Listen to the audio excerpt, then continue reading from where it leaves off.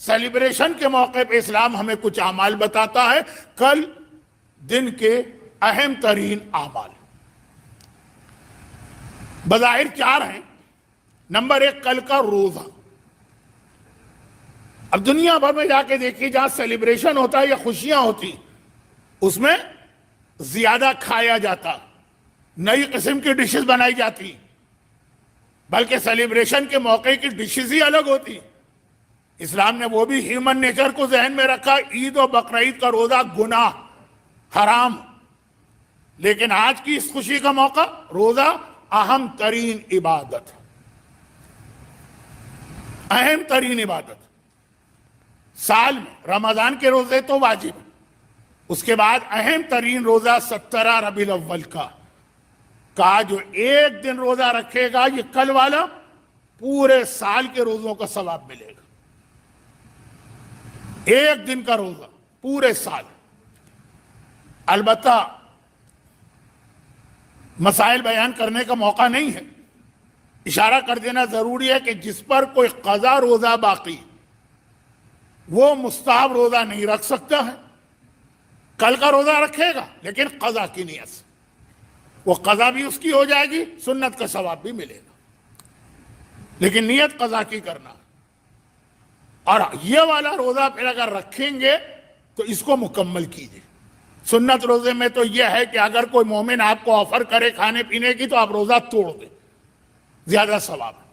لیکن اگر قضا روزہ ظہر تک توڑا جا سکتا ہے لیکن ثواب نہیں, اور ظہر کے بعد تو کمپلیٹ کرنا واجب. تو لیڈیز کو یوزولی نجاست طہارت کے مسئلے کی وجہ سے قضا روزوں کا ایک بوجھ ہوتا, تو وہ قضا کی نیت سے ڈبل ثواب لے لیں. نمبر 2 رکعت نماز. جو بیٹر ٹائم تو ہے سورج نکلنے کے آدھے گھنٹے کے بعد, لیکن بہرحال دن میں کبھی بھی پڑھ سکتے ہیں. اور دونوں رکعتوں میں الحم کے بعد 10 ٹائمز انا انزلنا کا سورہ اور 10 ٹائمز قل هو اللہ, پہلی رکعت میں بھی اور دوسری. بعض کتابوں میں اس نماز کے بعد کی ایک دعا, لیکن وہ دعا چھوڑ دیں. ابھی میں آ رہا ہوں اس کی وجہ پر.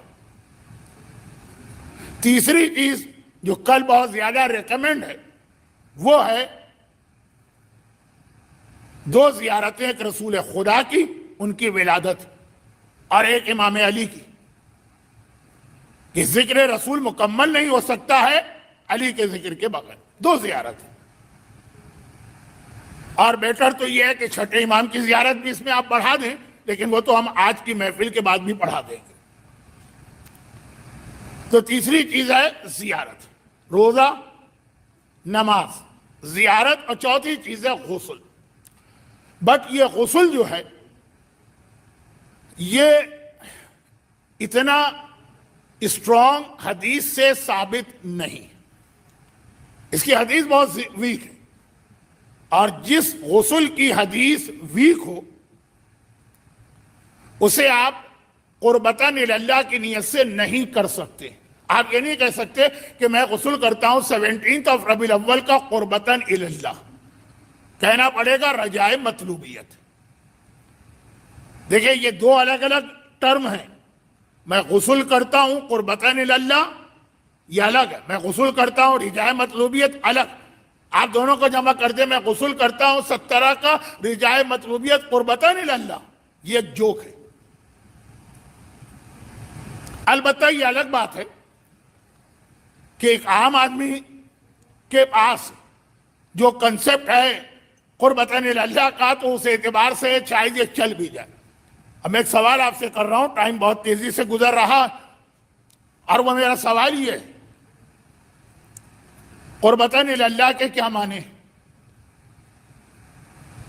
اب آپ کہیں گے کہ اللہ سے قریب ہونا. نہیں, یہ اس کے ڈکشنری والے معنی. اگر میں کمپیوٹر کے کسی آدمی سے پوچھوں ماؤس کے کیا معنی اور وہ کہے چوہا, تو وہ صحیح بھی ہے وہ غلط بھی ہے. تو اسی طرح سے جب دینی مسائل میں بات ہو تو قربتاً کے معنی یہ نہیں اللہ کے قریب ہونا. قربتاً کے معنی ہے اللہ کے حکم کی وجہ سے یہ کام میں کر رہا ہوں, اور اللہ کا حکم یا آیت سے ثابت ہے یا اسٹرانگ حدیث.